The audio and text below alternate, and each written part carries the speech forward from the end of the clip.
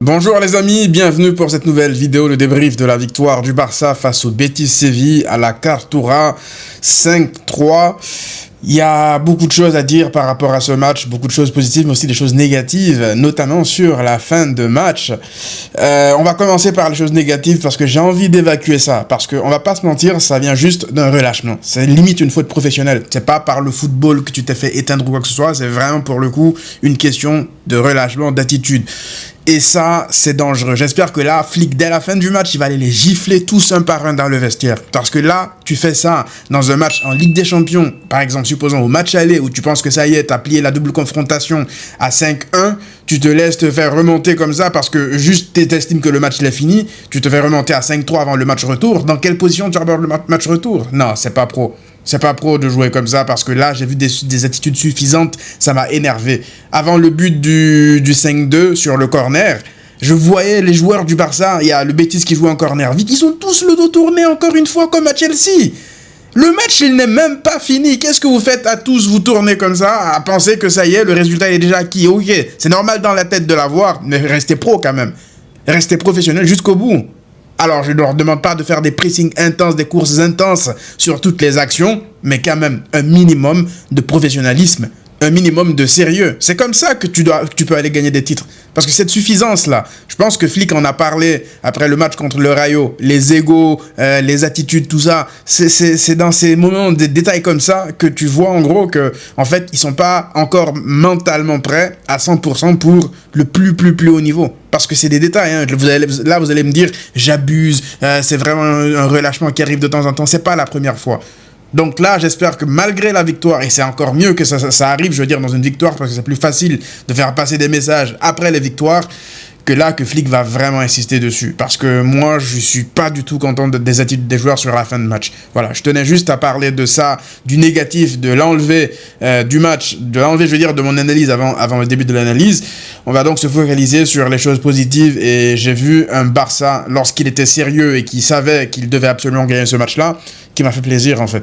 Sur la grande majorité du match, un Barça qui a été clinique, un Barça, en fait, sur cette première mi-temps, j'ai tweeté à la mi-temps que c'est la mi-temps la plus maîtrisée du Barça à l'extérieur depuis le début de la saison, loin devant le St. James Park. Et là, il y a des gens qui m'ont dit, ouais, on regarde pas le même match, on a marqué que sur des contre-attaques, on ne maîtrise pas tant que ça le ballon, mais en fait, à l'extérieur, les gars, écoutez bien ce que je dis, à l'extérieur. Quels sont les matchs qu'on a vraiment maîtrisés à l'extérieur cette saison? On s'est fait rouler dessus là-bas au Sánchez Pizjuán contre le FC Séville. On a perdu au Bernabéu.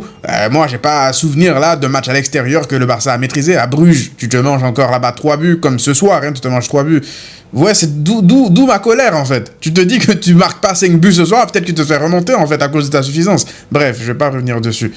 Pourquoi donc je disais que c'est la mi-temps la plus maîtrisée à l'extérieur? Ben en fait, c'est parce que j'avais pas l'impression que le Barça avait forcément envie d'avoir une possession à outrance. J'avais l'impression qu'ils avaient les consignes de jouer vite parce que le Betis est une équipe joueuse, c'est une équipe qui vient te chercher haut. Et dans ces conditions-là, tu dois jouer vite vers l'avant en fait. Et c'est ce que le Barça a fait sur quasiment tous les buts. Tu récupères le ballon assez rapidement, tu te projettes vers l'avant et tu trouves tes attaquants en but. On va parler justement des attaquants, parce que avant de parler de Ferran, de tout ce qu'il y a là, parce que c'est lui quand même la star aujourd'hui, on va pas se mentir, il a fermé des bouches aujourd'hui. Aujourd'hui, il aurait pu faire son signe de chute. Même si, le Betis, c'est pas Chelsea en face. J'aimerais d'abord parler de Rooney Bardghji, parce que vous vous rappelez, pour ceux qui étaient là lors de l'avant-match, je vous avais dit en fait que je suis dégoûté de pas plus le voir, parce que sur les caméos qu'on avait vus, qu'il avait fait depuis le début de saison, c'était plutôt intéressant. Je me rappelle de sa petite virgule contre l'Olympiakos au Montjuic.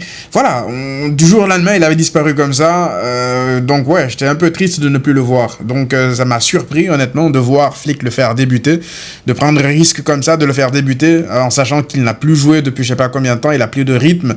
Je pense que s'il se ratait ce soir, les gens n'allaient pas le rater, franchement, Rooney, parce que en ce moment, je pense que tout le monde est à fleur de peau.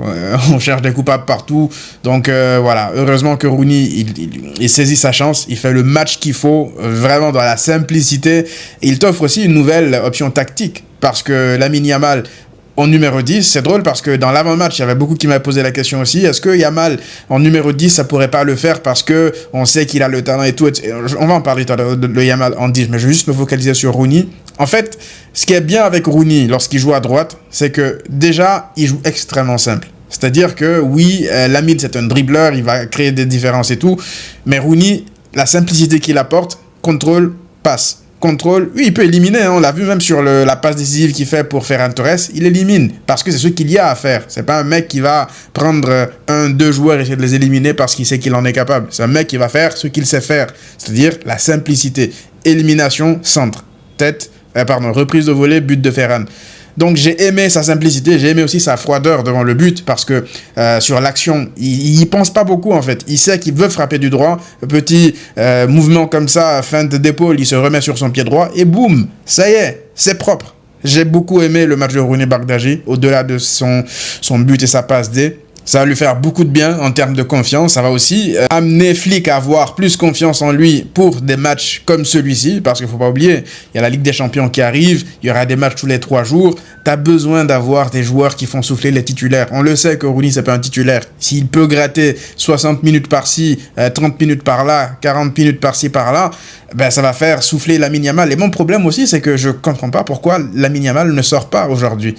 Tu mènes 5-1, t'as bien fait de faire sortir Pedri pour le reposer, tout ça, les joueurs qui ne sont pas au top à 100%, Rafinha n'est même pas rentré. Moi, je vois pas l'intérêt, en fait, de faire jouer 90 minutes à Lamine Yamal. Si on commence à se plaindre après de la sélection espagnole qui l'utilise à outrance, et nous, alors? Là, moi, j'appelle pas ça le protéger. Hein. On est quand même qu'en décembre, là. La saison, elle est loin d'être finie. On a besoin que Lamine Yamal, il pique un peu plus tard dans la saison, qu'il fasse évidemment de bons matchs, mais que son pic soit quand même vers février, mars, avril. Vous voyez un peu? Donc là, de le voir enchaîner 90 minutes comme ça, j'ai pas trop aimé, on va pas se mentir. Maintenant, parlons de son poste de numéro 10, parce que je vous l'ai dit, je ne m'y attendais pas, honnêtement. Donc de le voir comme ça, beaucoup plus proche de Pedri, ça a créé pas mal de problèmes aussi au Betis, parce que je pense qu'eux-mêmes, ils ne s'y attendaient pas. Parce que sa liberté, déjà, pour le coup, il est plus cantonné au poste d'ailier droit. Là, on le voyait un peu partout, en fait. Ça lui arrivait d'aller sur l'aile droite, ça lui arrivait de repiquer dans l'axe. Quand il repiquait dans l'axe, Rooney prenait le côté droit, et il y avait une vraie entente entre les deux, il y avait une vraie entente entre lui et Pedri. Il se déplaçait en fonction de où le jeu demandait qu'il soit. Donc, ouais, il a joué avec beaucoup de simplicité. Là, je parle de la première mi-temps hein, de Lamine Yamal, parce que la deuxième mi-temps, lui aussi, il est venu en mode tong, comme tous les autres pour la deuxième période. 4-1, 5-1 assez tôt dans le match, ça y est, il a commencé des roulettes, des freestyles et tout. Lui-même, il incarne cette suffisance-là, Lamine Yamal. C'est pas parce que je l'aime, je lui dis du bien de lui que, voilà, je peux pas non plus mentionner quand je ne vois pas, j'aime pas l'attitude que je vois, de le voir essayer des trucs parfois inutiles, alors que, certes, le match il est plié, mais il faut quand même rester focus. Son face-à-face qu'il n'arrive pas à marquer, il a beaucoup de mal dans la finition. Rashford aussi qui rate un face-à-face qui est encore plus scandaleux que celui de Yamal. On peut pas compter que sur Rafinha et Ferran et Lewandowski pour marquer le but, les gars. Si vous n'êtes pas capable de mettre des face-à-face dans des matchs importants, ça va finir par se retourner contre nous au bout d'un moment. Donc moi, ça m'inquiète en fait de voir des joueurs du Barça rater des face-à-face aussi, je dirais pas facile, mais de les rater en mode, tu te dis pas c'est le gardien qui a fait une grosse parade ou c'est faute à pas de chance, c'est vraiment lui qui s'est loupé de fou en fait, vous voyez. Donc voilà, j'ai aimé, comme je l'ai dit, son association avec Pedri sur la première mi-temps. La deuxième mi-temps, c'était freestyle total. Et puis, ouais, Ferran Torres, je m'attendais à ce qu'il soit titulaire. Je ne m'attendais pas à ce qu'il sorte un match pareil. Honnêtement, un triplé en une mi-temps, pas loin du quadruplé sur la première mi-temps déjà. Une activité folle. En fait, cet harcèlement constant déjà de défenseurs centraux, avec sa hargne et sa fougue, il a été récompensé, moi je pense, hein, pour son énergie dépensée. Ce triplé, il le mérite amplement. Et je suis content que Lewandowski ne soit même pas rentré en fin de match. Parce qu'il ne le mérite pas, vu le match qu'il vient de faire contre l'Atlético Madrid. Là, Ferran Torres, je sais même pas s'il a raté une touche aujourd'hui, une remise, son jeu dos au but, j'ai aimé. Ce que Lewandowski a du mal à faire parfois, ces remises trop lourdes ou trop courtes parfois, ça m'avait frustré ça contre l'Atlético. Là, tu vois Ferran, toutes les touches de balle qu'il a à faire, c'est dans le sens du jeu. Il sait quand décrocher, il sait quand faire des appels dans la profondeur, il va vite. Moi, je savais qu'il était un peu rapide, mais je savais pas qu'il allait aussi vite, Ferran Torres. Au bout d'un moment, passe en profondeur dans la... je sais pas, c'est Lamine Yamal qui le trouve comme ça. Le mec qui part de derrière, tu le vois rattraper, je pense que c'est Nathan qui se blesse d'ailleurs sur l'action, pas loin du quadruplé à ce moment-là. Ok, je me dis, ça c'est un mec en confiance. Et tu te dis, comment c'est possible que ce mec-là soit capable de rater ces occasions-là contre Chelsea et contre le PSG pour te mettre des buts aussi difficiles à mettre. Parce que le but du 2-0 ou du 3-1, je crois, du 3-1, lorsqu'il fait la reprise de volée, là, c'est n'importe quoi. L'équilibre, tout est parfait sur l'action. C'est 10 fois plus difficile de mettre cette action-là que son action contre Chelsea. Donc ce joueur est totalement incompréhensible. Honnêtement, j'arrive pas à me dire que c'est normal ce qu'il fait. Parce que quand c'est facile, il le rate. Quand c'est difficile, il arrive à les mettre au fond. Donc peut-être que pour le faire marquer, faut qu'il rate son contrôle ou qu'il soit dans des situations ultra compliquées pour qu'on soit sûr qu'il va marquer. Parce que quand le but est grand ouvert et qu'il a jusqu'à la pousser ou qu'il a jusqu'à faire un petit plat du pied sécurité pour la mettre au fond, là tu sais qu'il va se louper. Donc ouais, globalement satisfait de la prestation de quasiment tout le monde. Koundé aussi qui offre un péno à la fin. Koubarsi, j'ai pas du tout aimé. Koubarsi, depuis, je l'ai dit dans l'avant-match, depuis quelques matchs, là, ça commence à être très inquiétant. Déjà contre l'Atlético Madrid, il est pas loin de prendre un rouge si Almada tombe au sol à ce moment-là. Et puis là, il se fait dunker dessus sur le corner. Pas serein du tout, durant pas mal de situations dans le match. Donc, ouais, s'il n'est pas capable de se remettre au niveau ou s'il n'est pas capable de performer tant qu'il n'a pas un taulier à côté de lui, on risque d'avoir un sérieux problème derrière. Parce qu'avec sa forme là actuelle, je suis pas du tout content de ces matchs depuis pas mal de matchs maintenant. Koundé, je l'ai dit, il fait un bon match globalement, mais il est toujours obligé lui aussi d'avoir un bozo times. Pourquoi tu te jettes comme ça dans la surface de réparation à 5-1 ou 5-2, je sais plus. Ok, Abdé, il tente des choses, mais tu peux juste l'accompagner au pire. C'est un grand risque qu'il a pris et Abdé s'est joué de lui pour avoir le péno, quoi. Eric Garcia, j'ai aimé de nouveau son match. Et en fait, lorsque Eric Garcia il joue devant la défense, j'ai l'impression de voir un vrai 6 devant la défense. Je sais pas, ça paraît évident ce que je dis là, mais dans le sens où lui, lorsqu'il est là, j'ai l'impression d'avoir une vraie protection devant la défense. Un mec qui ratisse des ballons, un mec qui sait mettre le pied, qui sait déménager lorsqu'il faut, qui récupère des ballons, qui sait aussi relancer.